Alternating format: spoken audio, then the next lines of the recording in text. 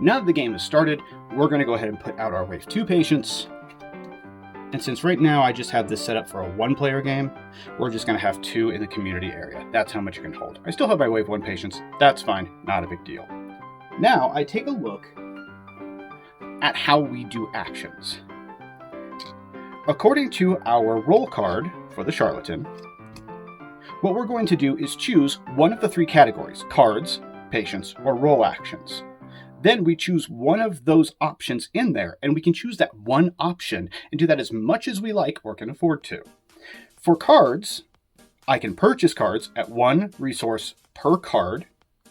I can exchange 2 cards that I don't need anymore, throw 2 away, then draw 1.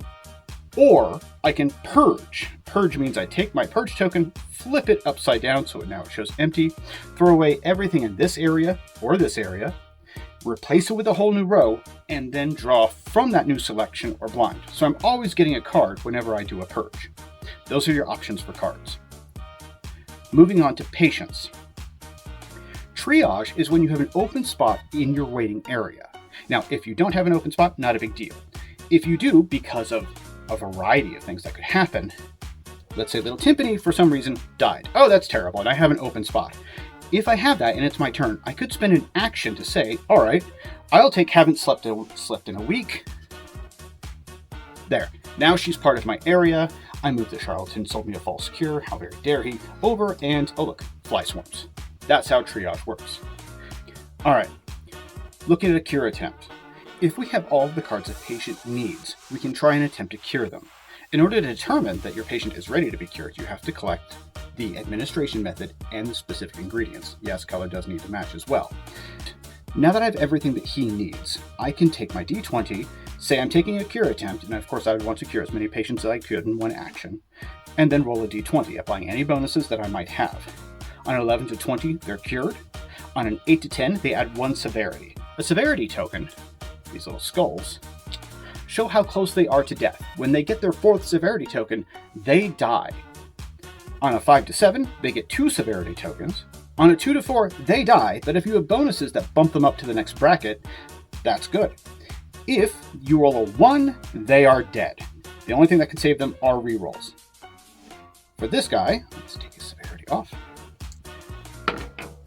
A 6. Well, a 6 is not great. That's 2 severity. If I wanted to, I could take this reroll token, flip it over, and roll again. A 2! That's even worse. However, because rerolls allow me to take whichever result I like, I'm going to go back and take the 6, which means 2 severity. Okay, well that's not so bad. Now, if I had cured him, I would discard all of the ingredients that are associated with him, put him under as a cured patient, and get rewarded 2 money, 3 clout, and 1 faith. Roll actions are where each roll's asymmetric abilities really come into play, and they're broken up into 3 general categories: substitution, board, and crafting. We'll get to that for each of the roll's abilities when I go through a walkthrough for them. Now that we've gone over what each of the actions that you can do, let's talk about how the game is structured. Every time I would take an action as first player, it goes to the next player, then it comes back to me. That means a round has been completed, and we move the arrow up to the next number on the severity dial. Then that continues to repeat until after the 4th round has been completed. From this point, it completes a cycle. The arrow moves up to the skull, and the first player places 1 severity token on each patient in the game that's still alive.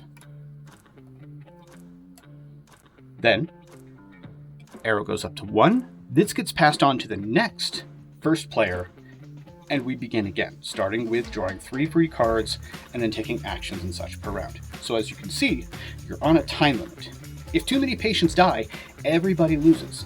So you have to have some cooperation, even though you do want to be the best healer.